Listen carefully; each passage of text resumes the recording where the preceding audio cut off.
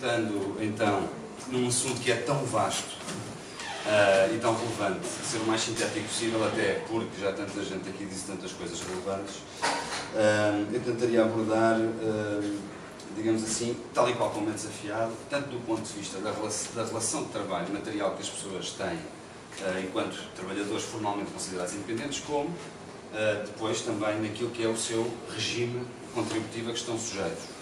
Coisa que, aliás, está bastante ligada.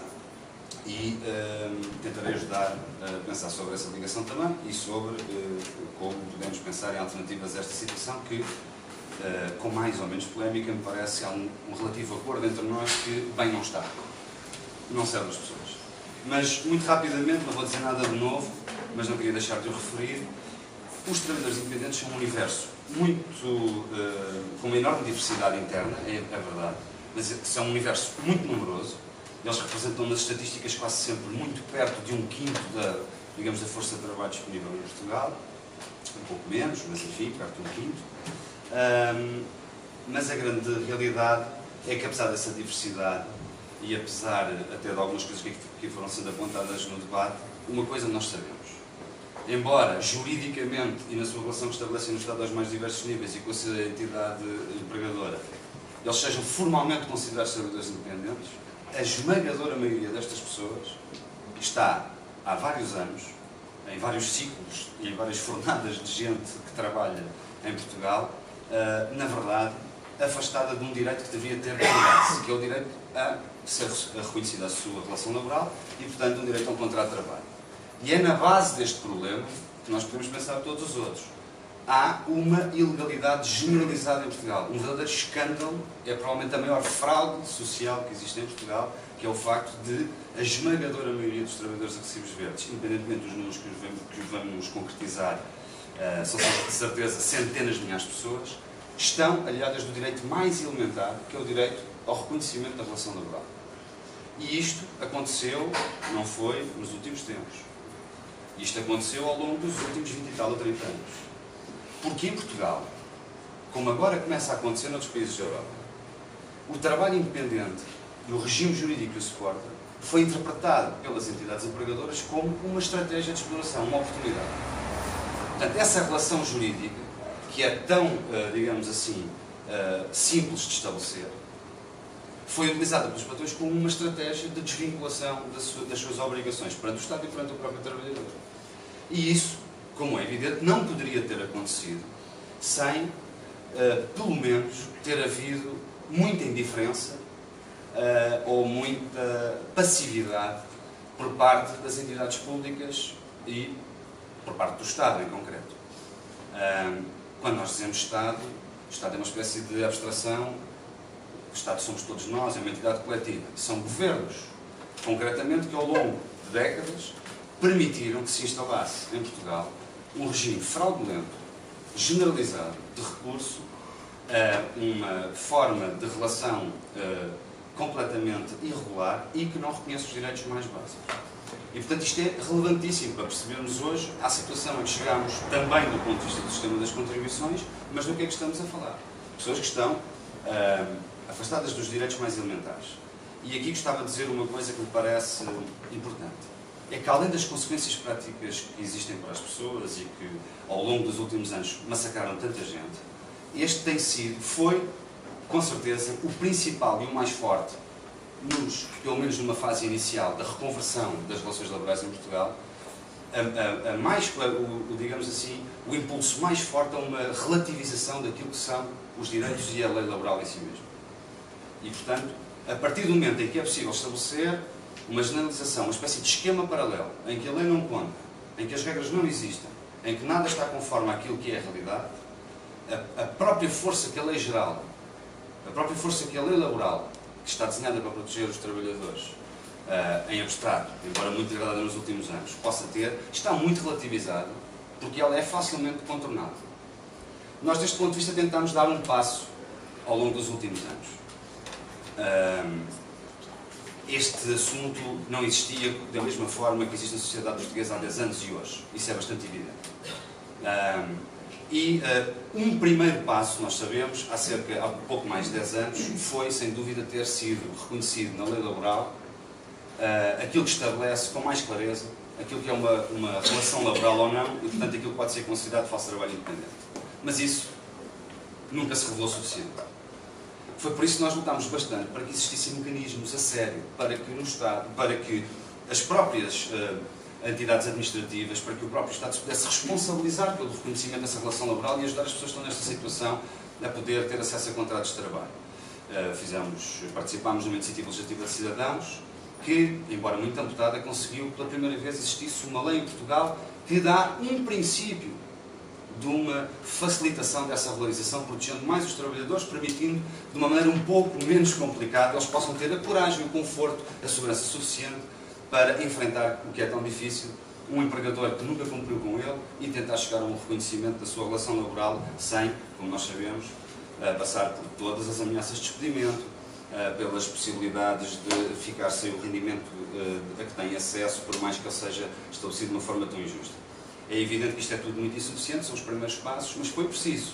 Não foi a iniciativa de nenhum governo, embora esteja mais do que estabelecido um acordo entre todos os partidos políticos na Assembleia da República. Nós nunca nos fartámos de ouvir um enorme consenso sobre o problema que a precariedade significa em Portugal e como os falsos recibos verdes em concreto são, além do mais, atentatórios do Estado de Direito, uma vez que nem sequer a lei está a ser cumprida. Mas a verdade é que foi preciso uma iniciativa de cidadãos, a mobilização dos cidadãos, para que um primeiro passo no sentido da regularização fosse dado.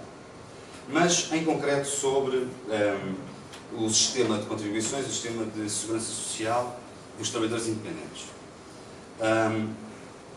Eu acho que uma primeira coisa que é preciso dizer, e que é talvez a mais grave de todas, e além das consequências que este sistema, da maneira como ele aqui já foi descrito, tem para as pessoas que nele têm que sobreviver, é que para tantas pessoas, centenas de milhares de pessoas, a segurança social transformou-se num problema e não numa solução.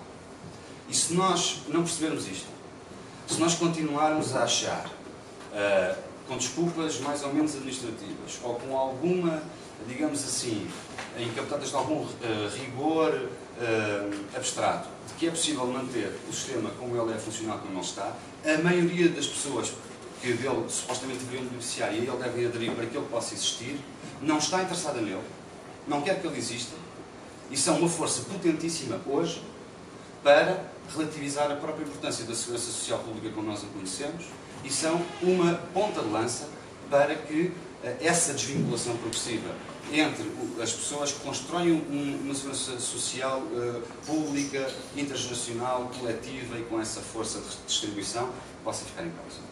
E, portanto, isto é um aspecto muito relevante, porque essa ilusão da legitimidade e do prestígio que a própria segurança social pode ter tem como base, digamos,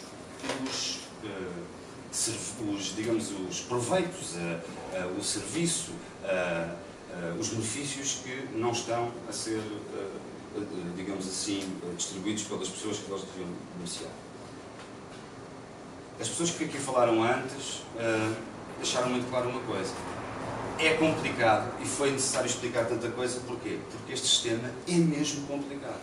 E, portanto, há hoje centenas de milhares de pessoas que estão há não sei quantos anos a contribuir para um sistema, para já, consideram que lhes traz poucos benefícios, que não veem, digamos assim, onde é que na sua estrutura de funcionamento se encaixa aquilo que é a sua vida real, mas ainda por cima não o compreendem. E eu atrevo-me até a dizer, antes de existirem movimentos organizados de trabalhadores precários, a difusão de como funcionava esse sistema era marginal. A maior parte dos seus beneficiários não sabia como é que este sistema funciona. Ele é incompreensível para as pessoas, altamente complexo, burocrático e, sobretudo, e aqui é o que mais importa, extremamente injusto. Não, era difícil imaginar um sistema que fosse mais injusto do que é o do regime dos trabalhadores a recibos verdes, independentemente, é verdade, das muitas diferenças internas que existem neste conjunto que está obrigatoriamente afeta este sistema. É verdade. Mas ele não pode ser desenhado como uma realidade que não existe, e eu penso que é um pouco assim que ele está hoje, é o seu estado atual. Foram ditas as coisas, vou passar por elas muito brevemente. Eu creio que o principal problema deste sistema de contribuições é o total desfazamento que existe entre rendimentos e contribuições. Ou seja, as pessoas não identificam, não percebem porque é que estão a contribuir com base nos rendimentos que têm, uma vez que nada se lhes oferece que é isso que está a acontecer. As pessoas não contribuem consoante um rendimento que em cada momento obriga a sua digamos, não contribui no rendimento que em cada momento está a obrigar a essa contribuição. As pessoas contribuem num esquema que até temos alguma dificuldade em explicar, mas no fundo um esquema que obriga as pessoas a uma contribuição de valor fixo em ciclos de 12 meses, cuja definição do valor a pagar em cada mês tem a ver com rendimentos que tiveram há mais de um ano e cuja obrigação contributiva, foi aqui dito várias vezes, está apenas relacionada com o facto de se declararem como ativos ou não, independentemente de terem ou não rendimentos. Isto é, obviamente, completamente incompreensível para as pessoas que fazem parte deste sistema e é impensável que possa ser assim. Depois, foi aqui dito, mas eu queria talvez deixar de uma maneira mais telegráfica aquilo que tem sido a nossa proposta, a nossa indignação e aquilo que nós consideramos mais relevante. Ainda por cima, este sistema, para taxas altíssimas, tem como contrapartida base de incidência muito baixa, muito reduzidas. O que é que acontece? A maior parte das pessoas está a contribuir digamos, proporcionalmente àquilo que são os seus rendimentos, valores muito altos, mas aquilo que está a ser construído na sua carreira contributiva é muito baixo. Um trabalhador que esteja, e a maioria dos casos, no primeiro escalão, está a contribuir por 419 euros por mês. É essa a carreira contributiva que ele está a construir. E isso não é imediatamente sentido pelas pessoas. E, obviamente, toda a gente tenta, ao máximo, colocar-se no escalão mais baixo, como é evidente, porque as pessoas vivem com imensas dificuldades. Mas também por uma outra razão. É que as pessoas, como eu estava a dizer há pouco, não compreendem o sistema e como é que ele funciona. Isto tem uma desvinculação de tal modo grande com o sistema de que estão a beneficiar, que eles, digamos, as pessoas interpretam o sistema apenas como uma obrigação de pagamento. E quanto mais baixa ela for, melhor, em cada vez. Perigosíssimo, como é evidente, para a sustentabilidade e para a vinculação necessária para que um sistema deste exista. O que é que tem sido a atitude dos governos perante esta realidade? Os governos têm, basicamente, optado por remendos a este sistema. Ora, os remendos não servem. E isso tem que ser dito de forma muito clara, tem sido essa a nossa insistência. Em particular, desde 2011, com o novo Código Contributivo, que no fundo condensou as leis relativas aos vários sistemas de contribuições, mas que também, digamos, iniciou aqui algumas alterações ao sistema de trabalhadores independentes, até porque antes eram dois sistemas e passou a ser um único sistema, vamos dizer assim, de uma maneira simplificada. Imagino que isto não seja mais rigoroso tecnicamente, já estou a perceber. Mas, no fundo, até de uma certa maneira tornou mais simples e aparentemente mais evidente como se devem fazer as contribuições, nem que seja porque finalmente temos as coisas todas numa mesma lei e antes tínhamos por não ser tantas. Mas a verdade é que todos esses remendos que foram, aliás, na altura da instituição desse novo Código Contributivo, anunciados como, finalmente, uma aproximação à realidade dos trabalhadores independentes e um caminho que estava a ser percorrido para que houvesse uma maior justiça e adesão dos trabalhadores a este sistema, a verdade é que nada disso se verificou. E nós estamos num ciclo em que as coisas pioraram bastante e isso também tem que ser bastante claro para toda a gente. É que os últimos remendos são ainda piores do que todos os outros anteriores e tornaram o sistema ainda mais incompreensível, muitíssimo mais complexo orientado de uma maneira quase perversa para a comunicação pública sobre aquilo que é a percepção dos beneficiários sobre o alívio dos horrores desse sistema. E foi assim que as últimas alterações foram feitas. Mas queria percorrer muito rapidamente digamos, a integração de uma nova taxa de 5% às entidades contratantes. Disseram-nos na altura, primeiro remendo, que isso seria uma forma de desincentivar o recurso aos esforços recibos verdes. Problema. Acho, sinceramente, sempre o dissemos, que não é no sistema contributivo que se vai resolver um problema que tem a ver com relações laborais. Primeiro ponto. Segundo ponto, uma pequenina multa é fácil de contornar. E a multa é pequenina e já aqui foi dito, porque é de uma multa que se trata. Em terceiro lugar, a maior parte das situações, o que é que acontece? É o trabalhador que paga aqueles 5%. Que ninguém tenha dúvida sobre isso. Nas poucas situações em que esses 5% estão a ser pagos, são pagos pelo trabalhador. nunca ninguém vai conseguir levar esta afirmação até ao final, mas nós sabemos, pelos casos concretos que nos chegam, que é assim. Portanto, não resolve. Primeiro remendo, não resolve. Segundo remendo, que nunca resolveu e que também está na base do sistema como ele está desenhado atualmente. A quantidade quase infinita de reduções, de formas de isenção, etc. Já aqui foi explicado, não me vou deter nisso, que são formas de percepcionar o sistema de contribuições como um peso. E quanto menos eu tiver que estar aderente e a contribuir para esse sistema, melhor. É assim que ele é interpretado pelas pessoas. Depois, finalmente, as duas últimas, que são as mais caricatas, que é a ideia de que esses tais 5% que inicialmente foram contemplados em 2011 está associado a uma contribuição das entidades desempregadoras que pode resultar num subsídio de desemprego, subsídio por cessação de atividade, é assim que se diz. E o que é que nós verificamos no concreto? Podemos afirmá-lo, porque ele está, aliás, está descrito na imprensa e tudo mais, não está a ter verdadeira aplicação. Não está a ter verdadeira aplicação. A maior parte das pessoas que solicitam junto à Segurança Social não têm resposta rápida. Há indeferimentos injustificados, tenho tido com vários deles, e a maior parte das situações que correspondem a verdadeiro desemprego não são cobertas. Porquê? Porque as condições de acesso são altamente restritivas e porque o valor a pagar, eventualmente, de alguém que possa vir a beneficiar dele é extremamente baixo, como aqui já foi dito. Portanto, mesmo a atratividade que ele pode ter, ou algum equilíbrio ao sentido de justiça que ele pudesse ter, está colocado em causa. E, portanto, não resolve o problema. Enfim, depois, como é evidente, esta última de todas, que é esta ideia de flexibilidade contributiva. A ideia de que em qualquer momento, ou pelo menos em 3 momentos ao longo do ano, o trabalhador pode colocar-se num outro escalão. Claro que é para baixo, toda a gente percebe, mais uma vez, sempre para baixo. Mas aqui isso também não está em aplicação. Tanto quanto nós sabemos. Não está em aplicação. Há pessoas que já o anunciaram publicamente e há várias reportagens sobre o tema e muitas das queixas que nos chegam estão desde fevereiro, que foi a primeira vez que isso poderia ter acontecido a pedir, e os requerimentos não têm resposta. E mais, nas poucas vezes que têm resposta, o que nós sabemos é que as pessoas deixam de poder sequer pagar no multibanco, porque ainda continua lá o escalão anterior e têm que se dirigir à sede distrital da Segurança Social para fazer o pagamento das contribuições. Isto é a vida real dos trabalhadores de recibos verdes, eu não estou, digamos assim, aqui a inventar nenhuma ficção. No meio de tudo isto, o que é que acontece? No meio de tudo isto, é um sistema que gera desvinculação e que gera um enorme, o que é que será que acontece nos recibos verdes? Um enorme peso de beneficiários, de contribuintes que estão em dívida. E esse é um dos maiores problemas que nós temos hoje no sistema, e aí a administração tem sido bem mais rápida, tem sido muitíssimo eficaz e tem contado com um ministro de tal forma implacável que nós não pensávamos que poderia acontecer. Enfim, tudo junto, já sei que deve estar já no limite, tudo junto é um sistema que exclui os seus beneficiários e aqueles que neles deviam participar.